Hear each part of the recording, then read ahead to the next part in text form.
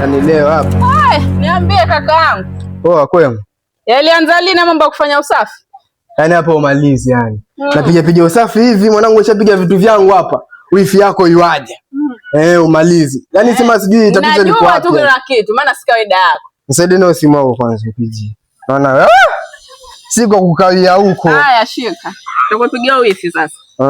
Siki mambo yenyewe. Yaani hapa hivi nafungua redio mpaka huko mtasikia yani kila kitu yani. Fanya mambo mwenyewe.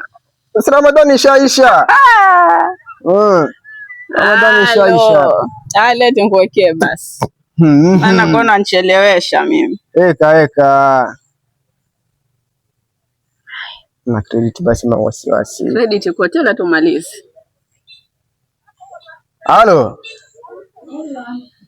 Mambo. Vipi mwenzako na kutumia fea toka asubuhi auji?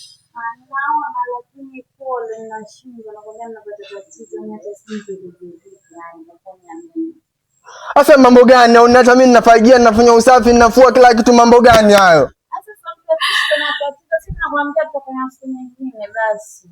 Kama ulikuwa uwezi ya nini sasa ngutumie pesa wewe ungeniambia uwezi.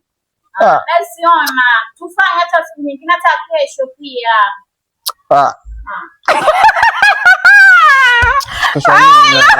Simu yangu mie. Babilo mfanye usafi mmalize njia ndani ukalale kakaangu. Watu wengine bana. Mtu alitumia pia kama mtu alikuwa hawezi kuja sangesema tu. Sasa mambo gani ya kudhalilishana? Tafadhali nisingefue zungu nisingefanya usafi.